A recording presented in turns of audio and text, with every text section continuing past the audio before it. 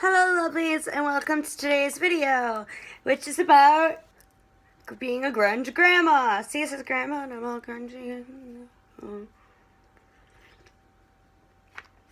Forget what I just said. Anyways, today is the first of a few videos that will happen over time that are about empaths and relationships. Today is some tips for all of you who are in relationships with us empaths, aka highly sensitive people, aka anxious yet intuitive people.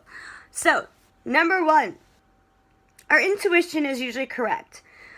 No matter how much you want to fight it, no matter how much you want to deny it, whether you even know consciously or subconsciously that what we're telling you about you or about something else is right or whatever, we are right. Usually we are. And you realize that later on, and then you'll tell us months later that, oh, we shouldn't have fought you on that. You were right about this situation, and now I have been in a mental breakdown. Number two, we completely understand that we attract people that are unstable or who have drug or alcohol addictions or complete narcissists and sociopaths. We completely understand that. So you who are not narcissists and sociopaths, the ones that, are probably a little better for us to continue being in a relationship with, who may have bipolar schizophrenia or what have you, or, an addiction, but that's still very hard. I think addiction is still a little more difficult for an empath to really handle. I mean, mental illnesses too, but we'll get into that in a different video, but we completely understand that you have your own problems. We do. And this is where the double-edged sword as an empath comes from, is that we are extremely emotional and we tend to have anxiety issues, we tend to have depression issues, and we take on your emotions. We take on what's going on with you. We may not fully understand how it's working in your head, but whatever emotion you're actually feeling due to whatever's going on in your head, we're taking it on. So, you need to, we do understand this, and you need to understand that comes as a double-edged sword. So know that we want to help you and we want to caretake you, but sometimes with that understanding that we know we attract each other and that those people are attracted to us because on some subconscious level they can feel that we are caring, loving individuals who will love them no matter what happens. So we want to help you, but we need to sometimes take care of ourselves. And we feel extremely selfish when we do, because we know that y'all need a lot of help, and whether you realize that you have these issues yet or not, and sometimes we end up telling you that you have problems and you don't want to hear us. That goes back to the intuition too. But yeah, so we do realize that. Next, we are going to have times where we are going to need time alone, and we may not tell you because of what I'm going to say after. So you need to understand that we need time, not necessarily alone, purely alone, like if we live with you or we see it's a relationship where we tend to see each other every day. We still kind of want to be with you, but we want it to be in a more relaxed way where we don't have to really do anything, where we can just chill. There doesn't have to be any deep conversations. We don't have to get up and do anything. We need our time to recuperate. The next that I was just kind of referring to, why we may not want full time away, is we fall easily and we fall hard. And that's due to us being extremely emotional people, as well as being able to feel the energy. So if we give you the time of day to be with you more than one or two or three dates, and we want to see you all the time, it's most likely because we feel the energy inside, underneath the illness, the person underneath the addiction, the real good, sensitive, sweet person that can really be there, that we want to fix or whatever. So that's what we're feeling. We're not seeing what the rest of the world's seeing, or what we may even be experiencing with you, the negative parts. We are falling for that person that's deep inside. So we fall hard and we fall easy. So understand that. And it's not because we're needy, it's not because we're obsessive, it's not any of those type of weird, crazy girlfriend type things. It's just who we are, and you need to deal with it. Next, our hearts break very easily. So even though we are attracting these very unstable or toxic individuals, we kind of set ourselves up there. If somebody is unstable that we've fallen for, there's more likely of a chance of them saying something they don't mean, or going too extreme when angry, or leaving, even though they don't really want to, or doing something that is going to break our hearts. And our hearts just break easy. And a lot of people might think that we're crazy, or histrionic, or just completely outrageously insane for the things that we allow to hurt us. But it just happens. We're very, again, highly sensitive beings. And that's where us learning boundaries, which will be in a very different video, is extremely important. Next, if you're gonna be with us, along with that, we do understand that we attract and tend to be with people that have mental illness, severe mental illnesses or addictions, but you do need to also cherish and caregive us once in a while. When we actually, as empaths, get to a point where we actually call out and say, hey, I need you to take care of me too. I need you to be there for me. I want you to fully just hold me, and that's all we do. That's an extreme point for an empath, because for all of our lives we have given and given and given and given. So we're more likely, especially in the first year or so of a relationship, not to say that we need that extra love and affection, because we're so more concerned on making you happy and putting up with whatever you throw at us. We might be sensitive, but we're strong as fuck. So that goes into the next one. We're caregivers. So don't take it for granted. Is the next one. Just don't take our caregiving for granted.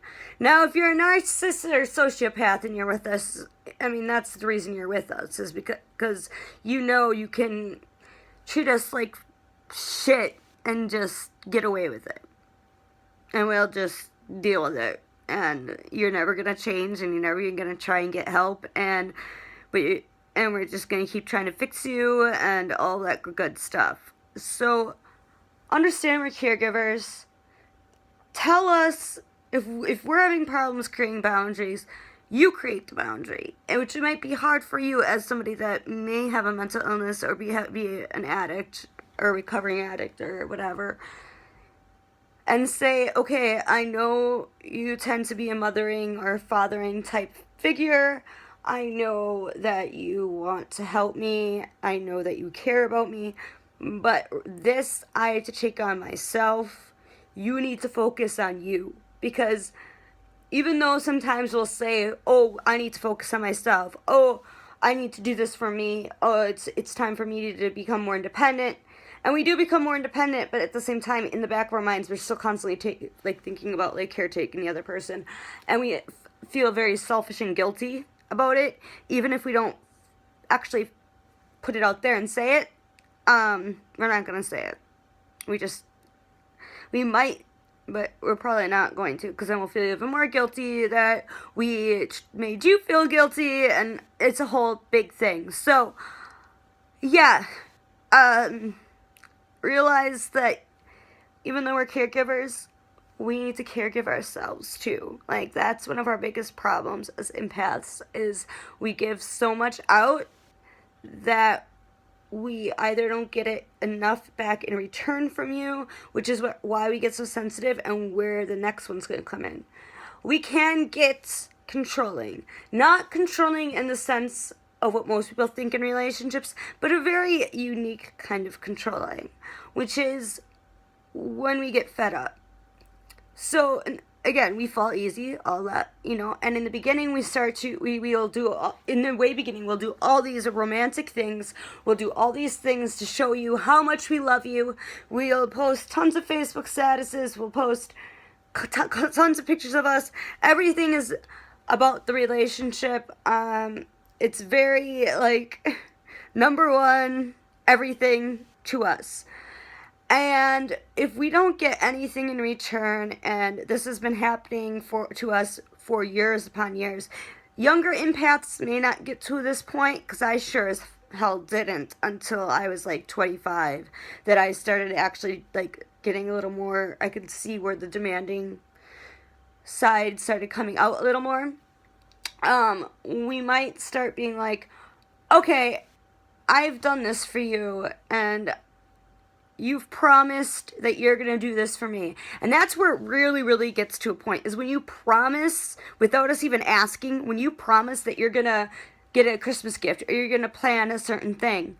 If you're going to say that to an empath, even without us asking, after everything we've done for you in that beginning stage, and we give so much, it breaks our fucking hearts when that ends up not happening. Even though we know that we fall for people who are unstable or whatever, it breaks our goddamn hearts. So, just give us, just throw us something. We know you're not fully there, but throw us something. Next tip for somebody that's dating us. We are ambiverts, the majority of us, and others are introverts. So, we may not want to go out all the time. And even, so you're going to have to get used to the homebody type thing, or it just being us going and doing something, or a couple of friends, or things like that. And if we're the ambivert empaths like myself, we want to do things with our friends, but then, if something happens with you, we're going to put what's going on with you first, or if we can feel that you're not doing very well, or we've been fighting, or we feel unloved or incomplete or whatever, we're going to probably stay by you. It also means, again, we just don't want to do a lot, and we can't handle being in large crowds due to the empath sensitivity thing. Another tip, I'm going to be making another video on tips of dating empaths, because there's so many. Another tip for dating an empath is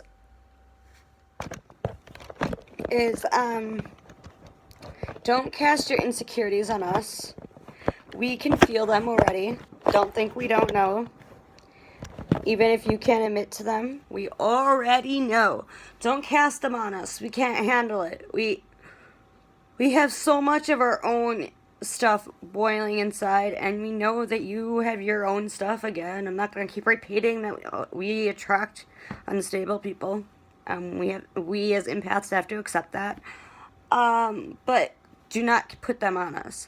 And then the last one I'm going to do for this first video on empaths and relationships is don't lie to us. And every freaking thing that I have read online, and everything I've experienced in every relationship that made everything just go to shit, was when you lied to us, or are dishonest, rather, because, dishonesty means you're not directly lying to us, you're just not telling us what's going on. Or your illness doesn't even realize what's going on, whatever Dishonesty and lying is our biggest freaking pet peeve. Because, and especially if you keep telling us that you're not freaking lying to us. We know you are. Don't tell us you never lie. Because right there, everyone fucking lies. We even lie. Everyone does. For one. Everyone does some small lie. So if you're going to say, I never lie, then shut up. Because right there will set us off inside to where it makes us boil. And empaths might go into crazy girlfriend mode and start like searching to find out what you're hiding and what you're lying about if you say something that pathetic.